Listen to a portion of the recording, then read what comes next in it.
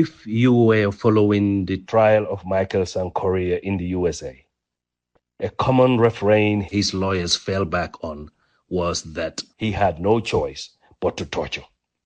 For those of us who had the opportunity to confront Yahya Jammeh's enablers, this is a very common excuse you hear from them. And by enablers, I am referring to the legal junglers, financial, medical, parliamentary, security, public civil service junglers. The torture, murder, and rape of Gambians in the hands of the military junglers were not isolated incidents. They were part of a broader APRC government abusive machinery that required the participation of other junglers outside of the security services. If the military junglers are the main attraction, the other junglers are the sideshow. Sadly, in the Gambia, our focus is on the military junglers, and the civilian junglers are given a pass, with many confidently going back to their support of abuse. And if you talk to most of these civilian junglers, a common theme among them is the excuse that they didn't have a choice, just as Michael Correa is saying today. I know greed can motivate people to come back and swallow all that they had vomited before, but that level of spinelessness is still a choice. Choice is defined as, quote, an act of selecting or making a decision when faced with two or more possibilities, end quote. In other words, you have two or more options and you choose one. The option you choose is your choice. The difficulty or risk associated with one of the options does not mean it stops being a choice. It may be difficult, but it is still a choice. It may be the mythical Scylla and Charybdis situation, but you still have a choice.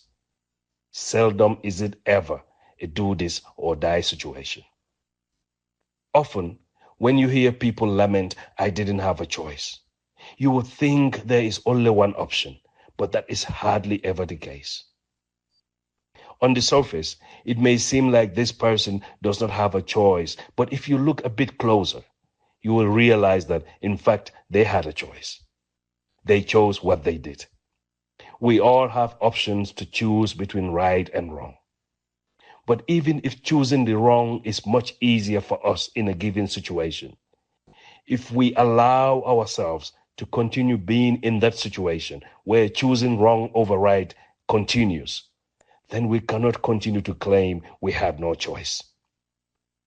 I get it that sometimes choosing the wrong option is much easier on us, and so we succumb to wrongdoing.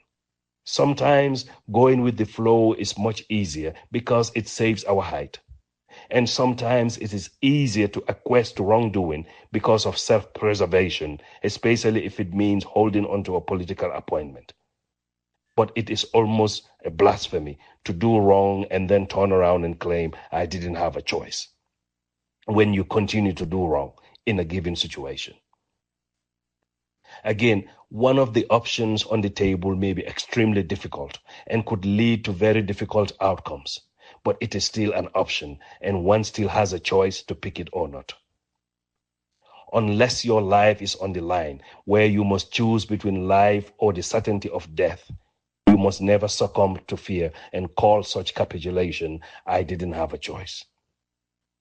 But if you capitulate once and allow wrongdoing in order to save your hide, that excuse rings hollow if you continue to stay in that same situation, chaperoning wrongdoing and still claiming I didn't have a choice. Like many Gambians who enabled Jammeh's brutality, Sang had a choice to walk away, but he was making money and enjoying his status as a jungler, just like the many ministers and senior government officials were doing under Jammeh.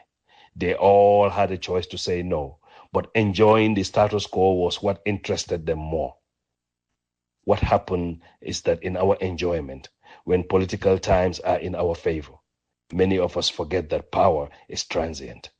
We forget that nothing lasts forever. And as the world gets smaller, if you participate in the abuse of people, there aren't many comfortable places to hide anymore. Ask Yahya Jammeh.